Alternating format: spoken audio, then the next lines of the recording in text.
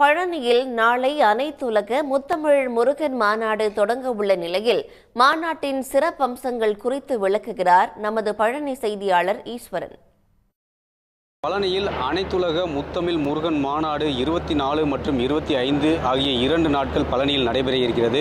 பழனி மலை அடிவாரத்தில் இருக்கக்கூடிய இந்து சமய அறநிலையத்துறைக்கு சொந்தமான அருள்மிகு பழனி ஆண்டவர் ஆண்கள் கலைக்கல்லூரியில் இந்த மாநாடு நடத்துவதற்கான நிகழ்ச்சி ஏற்பாடுகள் தீவிரமாக நடைபெற்று வருகிறது. இந்த மாநாடு அரங்கமானது சுமார் 3000த்திற்கும் மேற்பட்ட ஒரே நேரத்தில் அமர்ந்து இந்த மாநாட்டை காணும் வகையில் பிரம்மாண்டமாக அமைக்கக்கூடிய பணியில் 100க்கும் மேற்பட்ட பணியாளர்கள் தற்போது பணியை இறுதிக்கட்ட பணியை மேற்கொண்டு வருகின்றனர். அறுபடை வீடுகளில் இருக்கக்கூடிய முருகனை இங்கே வரக்கூடிய முருக பக்தர்கள் தத்ரூபமாக தரிசனம் செய்யக்கூடிய வகையில் இங்கு சிலைகள் 3D வடிவில் அமைக்கப்பட்டிருக்கின்றன.